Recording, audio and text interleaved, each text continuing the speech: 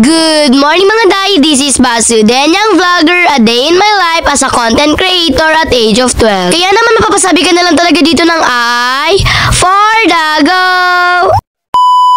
Napakarami pa naman nga namin tirang kanin o kaya naman nga ay baho kaya naman di na nga ako nagsaing. Iinitin ko na nga itong mga tirang kanin kaso nga lang pagbukas ko ng kalan ay wala pala kaming gasol, Diyos ko. Kakain tuloy ako for today's video ng hindi mainit na kanin. Kaya naman naligo na lang muna nga ako at nag-tiktok na lang muna nga dito. Diyos ko, mga dewan ko ba kung ano naiisip ko sa mga oras na nakapag-tiktok pa nga talaga ako. Bigla ko nga na-realize na malilate na naman nga ako kapag hindi ko pa tinigil tong pagsasayaw ko kaya naman kumain na nga agad-agad ako dito. Bali nagpa-plancha pa nga si mama sa mga oras na yan kaya naman di ko na muna nga agad-agad sinuot dyan yung uniform ko. Bago pa nga maubos kagabi yung ulam namin ay talaga naman nagpasiguro na nga ako para meron nga akong pang umagaha. Nakapag-bisa rin nga ako sa mga oras na tagpahatid na rin nga agad ako dito kay Dada. Kung recess time na nga namin ay pumunta nga ako sa kantin para bumili dito ng ating sandwich hotdog for today.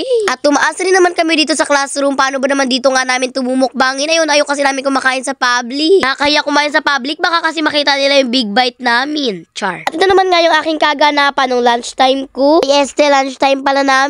Char. Kahit nga wala kaming gasol, ayan nga at nakapagpaon pa rin nga ako dito ng aking pang lunch time. At dahil gabi pa lang naman nga ay naluto ng Dada yung ulam at kanina nga lang kailangan kaya na mabumili nga lang ako sa labas. O diba at least kahit paano nakapagtipid-tipid naman ako. Katapos nga namin kumain, tumambay nga lang kami dito sa court. Paano ba naman nanonood nga kami dito sa mga nagbabalibol? Medyo naboboring kasi kami sa room namin kaya naman dito talaga kami nagtatambay tuwing tanghali. At dahil hindi naman nga kami marunong magbalibol hanggang panood na muna nga lang kami for today. Sa pinakataas na kami pumesto. Paano ba naman kapag doon kami sa pinakababa pumesto ay Diyos ko, sureball tatamaan kami doon ng bola. Napakasakit pa naman lalo na kapag sa may dibdib natatamaan.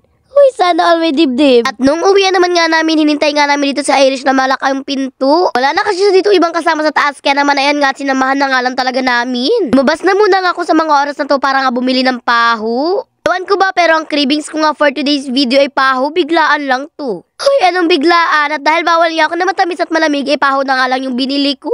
Bawal daw ng matamis, kaya naman maasim na lang kainin natin. Char. Alis sa mga oras nga na yan na nagbi-meeting na nga kaming mga SSLG. Ayan nga at bumili na rin nga ako dyan ng sito pero hindi naman nga malamig yung sito na yan. Coke nga sana ang bibiling ko kaso naisip-isip ko baka magka-UTI nga lang ako kaya naman sito na nga lang binili ko.